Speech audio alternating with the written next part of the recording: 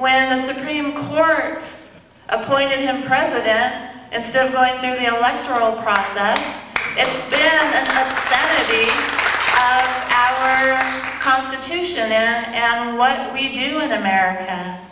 I'm looking at this movie, which was excellent, Norman. Thank you so much. And I'm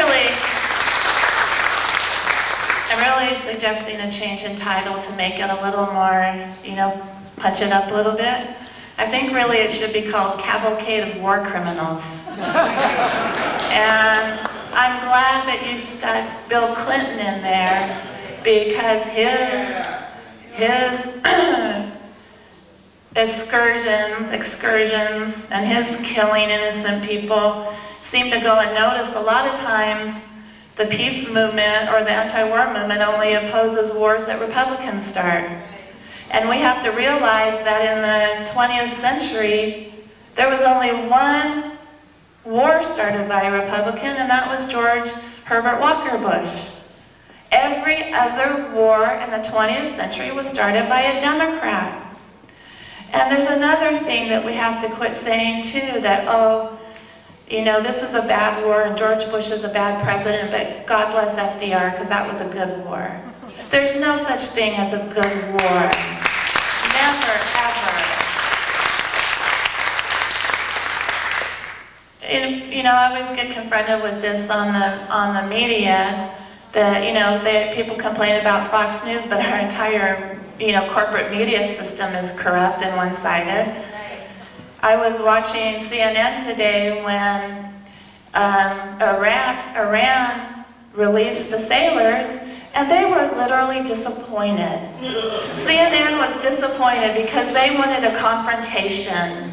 And I know George Bush was disappointed because they wanted to use that as the excuse for war.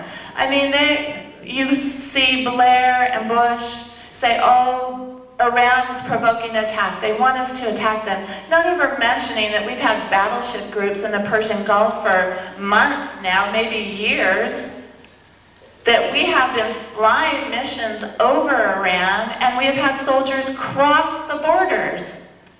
We are the ones that have been provoking an attack. And Iran did something that baffled our mainstream media. It used diplomacy and common sense to solve the problem.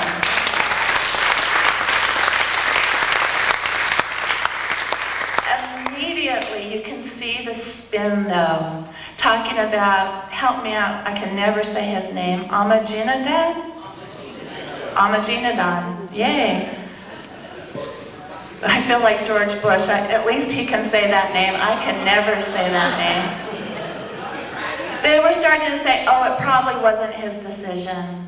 It was probably the Ayatollahs.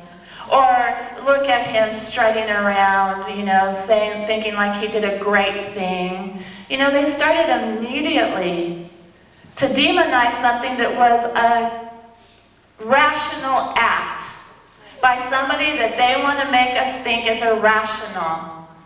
So right away they started demonizing him.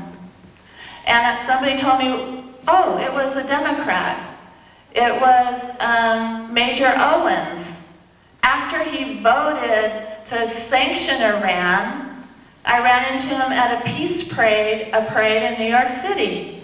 And I said, how dare you vote for sanctions against Iran? I thought you were better than that. I demoted him to a private for that vote. And you know what he told me? He said, they have a crazy leader. I said, we have a crazy leader. Why